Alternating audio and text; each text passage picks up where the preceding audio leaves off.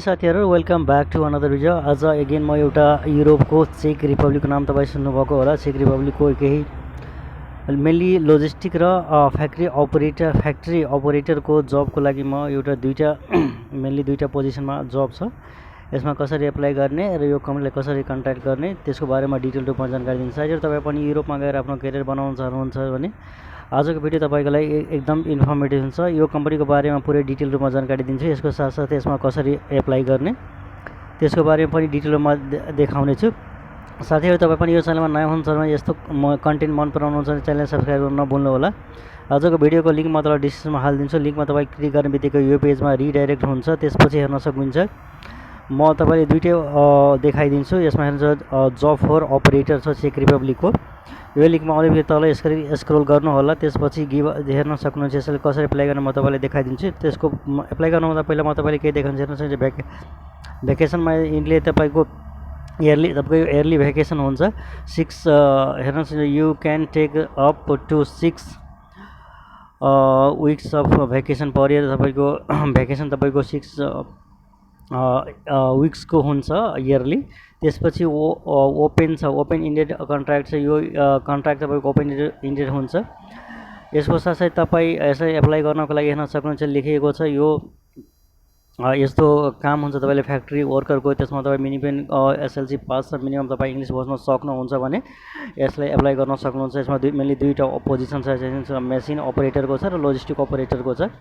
अब हेर्नु होला तपाईको कुन फिल्डमा इन्ट्रेस्ट छ, केमा एप्लाई गर्न चाहनुहुन्छ, कुनमा एक्सपिरियन्स छ, त्यो एप्लाई हेर्न सक्नुहुन्छ। दुईटामा तपाईँ अलमोस्ट एप्लाई गर्न प्रोसेस सेम छ।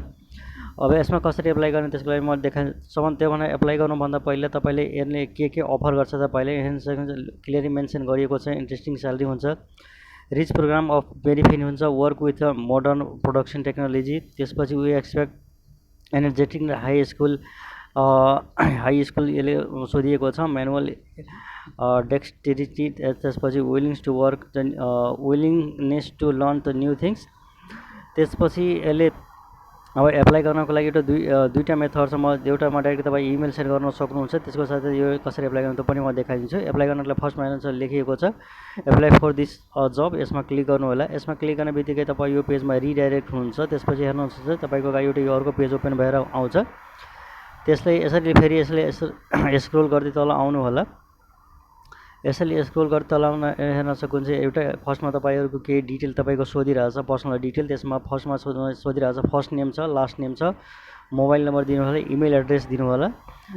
त्यसपछि हेर्न सक्नुहुन्छ I have read all the agreement terms and एप्लाईमा क्लिक गर्नु होला। यसको साथसाथै हेर्न सक्नुहुन्छ तल एउटा इमेल आइडी दिएको छ तपाईँलाई। यसमा तपाईँ आफ्नो अपडेटेड सिभी र कभर लेटर सेन्ड गर्न सक्नुहुन्छ। हेर्न सक्नुहुन्छ एउटा एचआर डिपार्टमेन्टकै डाइरेक्ट इमेल दिएको छ luis.hernove@valino.com।